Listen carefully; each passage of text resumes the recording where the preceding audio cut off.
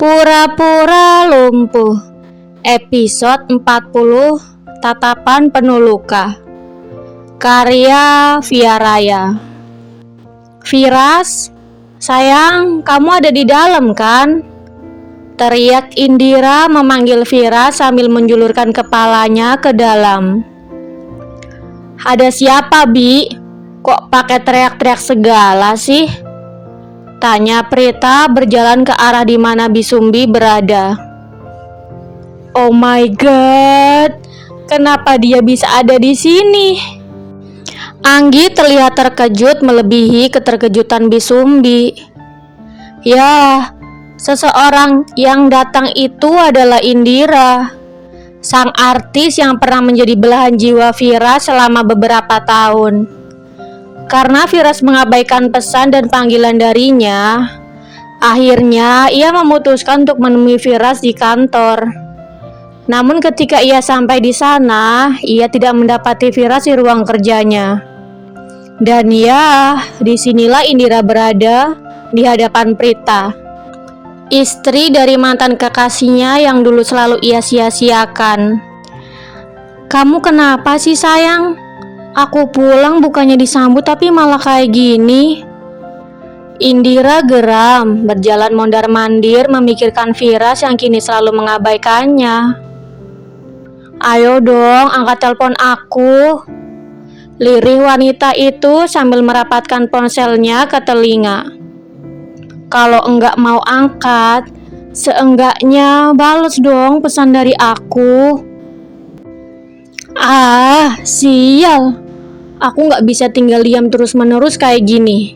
Aku harus minta penjelasan dari Firas. Akhirnya, Indira memutuskan untuk pergi ke kantor Firas. Namun, setelah sampai di sana, ia tidak mendapati seseorang yang ia cari. Ia menghentak-hentakan kakinya keluar dari ruangan Firas. Lebih baik aku pergi ke rumahnya saja. Pasti dia ada di rumah, kata Indira kembali menyunggingkan senyuman masuk ke dalam mobilnya. Sebelum benar-benar pergi ke rumah Firas, ia mampir ke sebuah toko kue. Ia membeli kek sebagai buah tangannya. 65 menit kemudian, ia sampai di rumah mantan kekasihnya itu. Namun, ketika ia berada di depan pintu dan Bisumbi membukanya, ia hampir saja terusir karena Bisumbi kembali menutup pintunya cepat-cepat. Tamunya disuruh masuk dong, Bi. Kok malah dibiarin di luar begitu aja? Kata Prita sambil berjalan mendekat. Si Prita ngapain sih nyuruh dia masuk? Bukannya diusir aja sekalian. Batin Anggi mengeluhkan sikap sahabatnya. Tapi ucapan Bisumbi terpaksa harus terhenti. Tapi ini perintah dari Tuan, Nyomut.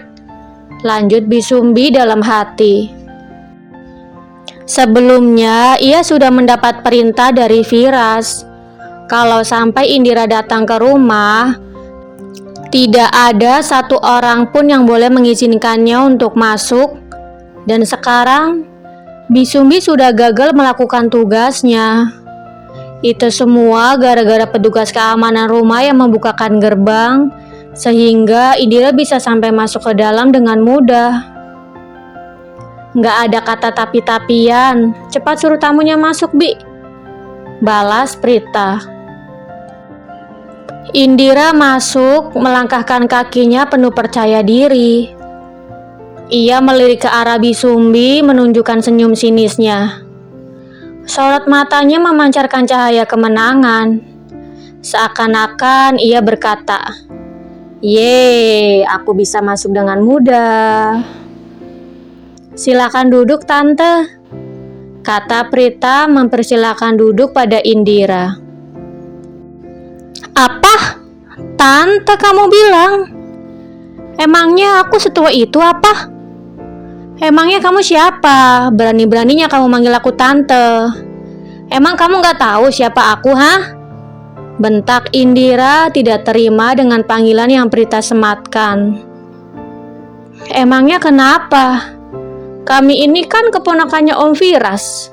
Jadi wajar aja kalau kami manggil tamunya dengan sebutan tante, kata Anggi menimpali. Ia benar-benar tidak suka dengan sikap Indira yang benar-benar keterlaluan. Prita terlihat ingin mengatakan sesuatu, tetapi Anggi segera menahannya. Jika sampai Indira tahu bahwa Prita istri dari Firas, maka Prita akan habis dicakar hingga dilahap hidup-hidup oleh artis ugal-ugalan itu. Udah, lo tenang aja. Gue gak bakal macem-macem kok, bisik Anggi mendekat ke arah telinga Prita. Oh, jadi kalian berdua ini keponakannya Firas. Tapi kok aku baru tahu ya? Ya udahlah, nggak apa-apa deh kalau kalian manggil aku tante. Lagian kan sebentar lagi aku juga bakal jadi tante kalian. Tentunya setelah aku menikah dengan Firas, saut Indira sambil mendaratkan tubuhnya di sofa.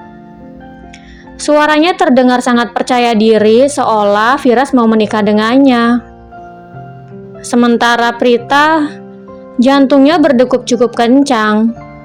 Siapa sebenarnya wanita yang ada di hadapannya itu? Apa benar dia mantan kekasih Firas sang suami? Batin Prita sibuk bertanya-tanya. Jadi ini alasan Anggi memintanya untuk tenang. Itu karena ia tahu apa yang akan terjadi selanjutnya.